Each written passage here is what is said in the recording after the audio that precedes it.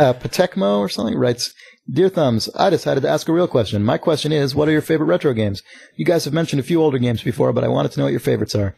Also, please include a few obscure retro games if you know any. I personally am a retro game fan and have played many retro games and go as far to listen to 2 retro podcasts.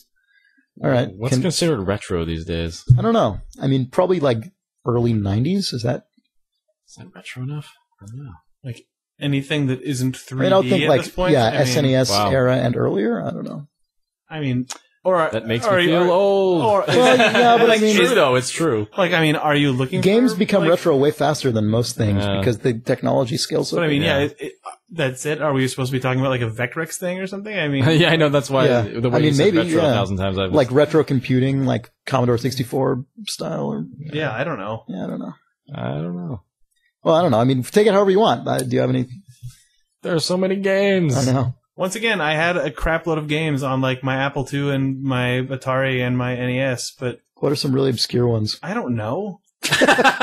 They were obscure. I mean, I have memories of a lot of stupid games that I enjoyed playing on like my 2GS, right. But they're all just like they all sort of blend together in my brain at this point. Unfortunately, they're all just 3.5-inch discs that I picked up at the local Apple users group right. and then brought home and put on my computer and played for a little while and said, "Oh, this is a crazy karate game," or "This is a Spy Hunter ripoff," or whatever. You know. Do they still have like computer conventions like how they used to have, where people would just sell? I don't know. Do you know what I'm talking about? When yeah, I went to a couple of those. Bought weird stuff. That's where I got PC games back in the day occasionally. Yeah.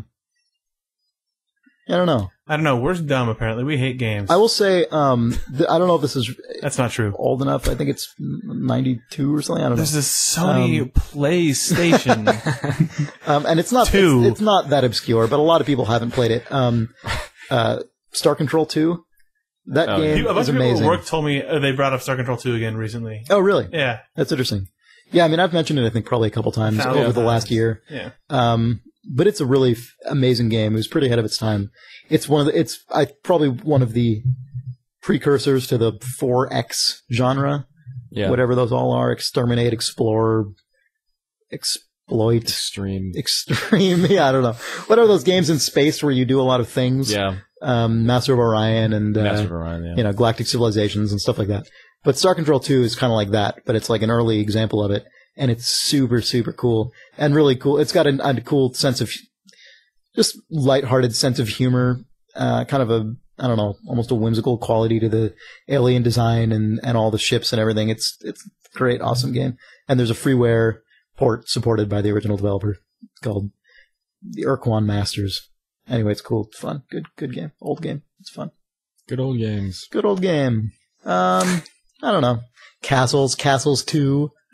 Also previously discussed on this podcast. Yeah, I'm trying to think back. I don't know. The old Duke Nukem side-scroller games, I liked those back in the day. Yeah. I mean, is that stuff, I guess that stuff is retro. I don't know. Yeah, I don't know. That's the thing. I have to adjust my brain. When I think of PC gaming and retro, my brain is always like when PC shareware developers saw Super Mario Brothers. Like Elite and stuff like that. Elite is like 25 years old or something now. Crazy. Yeah. Mule. That's actually one I've never played. I've never played Mule. Yeah. That's one of those ones that for the longest time was on. It's probably past the era now where everyone cites it as an influence, but there was definitely, like growing up reading PC game magazines like PC Gamer and CGW, Mule is one of those games where you'd see it mentioned all the time as a big influence. The whole Chris Crawford era of game design, right? When PC games were trying to model all these really crazy systems. Yeah. I won a drawing in my junior high to be vice principal for the day, and I had seen the computer that my vice principal had in his office, and it was a CGA. It had a CGA display. Was CGA 16 colors? CGA, no, EGA is 16. CGA is the 4 one. It's color, like okay. I think there's a couple variants where it's like, stuff, where it's like black, white, purple, and light blue, I think. Or there was an alternate palette. But the only CGA game that I remembered having at that point was Star Goose. So I just brought it in on a 5 1/4-inch floppy and installed it on his computer when I was in his office, because the deal was that he had to go to my classes for that day, and I had to sit in his office and like make announcements. It was a weird, amazing thing. That's awesome. That's pretty great. Except that the principal didn't think that it was all fun and games, so he like tried to make me discipline a student at one point. Oh god! And I said, "Forget this," and just walked out of the room. Shame him. I'm going to go play Star Goose. So that's what happened on that day. That's pretty awesome. Instead of disciplining one of your fellow students, you just went into a room and played Star Goose. Played a shareware CGA game. Yeah, I thought his computer was running Windows 3.0. No, Windows 1.0, which was amazing because it was like the Windows 3.1 era about when I was in junior high. So that dates me for anyone who wants to know about how old I am, which probably makes you think I'm either old or young. But Windows 1.0, I didn't know that anyone had ever actually used that. Yeah. It basically just looked like DOS shell, but drawn in graphics mode instead of text mode. It was garbage. It couldn't run Star Goose. I had to boot into DOS. Did you have a boot disk? No, you just used to be able to quit Windows and never go to DOS back in the day, up till XP, right? I think XP was the first one that wasn't technically running on top of DOS. Oh, yeah, you're right. Even up to 98. 95 and 98, you could just it would boot it into DOS. Then at some point, win.exe was run in your auto-exec. Yeah. Right. Anyway, PCs. Yep. Man, I remember switching from DOS to Windows, and it was like a tectonic shift. Because I remember I had gained all this fluency in DOS of like starting up the MSC DEX.exe for like mouse drivers or whatever the hell that was. For CD-ROM. CD-ROM, right, exactly. When I got a CD-ROM drive and like all like setting up all those goddamn configuring files HiMem and like HiMem, exactly. I forget what the other mem is. All that shit, and then I remember going to Windows and not knowing how to get to anything. Right. Like you couldn't just type a thing in and that was the moment when I like eclipsed you in computer knowledge because I wouldn't know how to use DOS if I was hit in the face with it, but if someone hit you in the face with DOS, you probably still would not. But you'll like go swimming in the registry. Right. And, the Windows registry still freaks me the fuck out. I hate that thing. Yeah, me too. I don't like it. Horrible, stupid idea. Man. Yeah. Piece of shit. I really fucked up my registry recently. It was kind of hilarious. Oh, is that what your thing? Is that how you solved a thing? Okay, recently Nick had some problem with a bunch of PC games, and no, that was completely different. What was that? What happened? Because we were talking on Steam, and Nick was like, I don't know what's going on. I can't get Batman to start up, or like some other game too. It sounds like a 10. It won't start. I can't get the Batman power on. Batman can't. And then all of a sudden he's like, "Oh, I fixed it. All my games work now." And I'm like, "What'd you do?" And he's like, "I'm going to save it for the podcast." And I'm like, "There's no way this could be interesting enough to talk about on a podcast." So now I want to know what the hell you did to make all the games work. I disabled HiMem.sys. What did you do? Updated my graphics drivers. Nice one. All right. You ass. That was worth waiting like a month for. Video game. I remember my wanting to just commit suicide because I went from having an Apple IIgs to having a Macintosh to then getting a Windows PC at some point.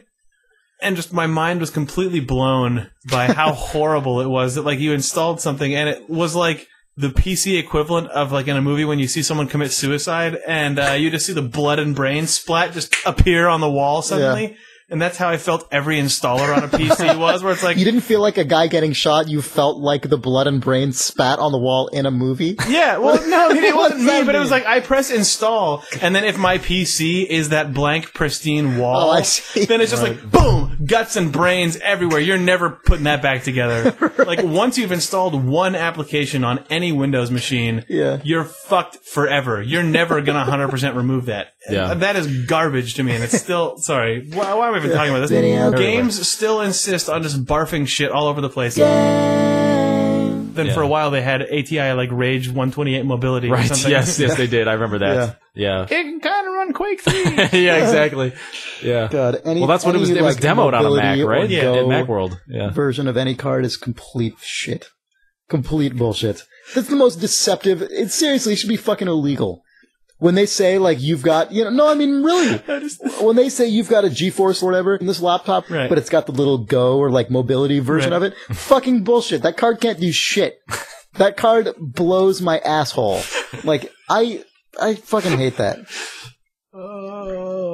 So you want to read another reader? That about answers this retro gaming I don't know question. if any of that's going in the podcast. I don't know. I don't know. We could just put a blast at the end. Da, da, da, da. This is the Alatham's Curmudgeony old asshole blast. I hate Windows. I hate mobility graphics card. I hate updating my graphics drivers. AutoExec.bat. HiMem.sys.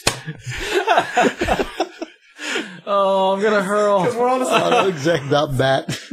It's just, it tries a mobility card, fucking blow my asshole. Windows, just like a gunshot to the head, all that bullshit DLLs everywhere. It's like when I'm installing a game, it's like there's just brain on my wall. I wish. Why doesn't Microsoft fucking? Why don't they just twist those guys' Why don't they arms? just? Yeah.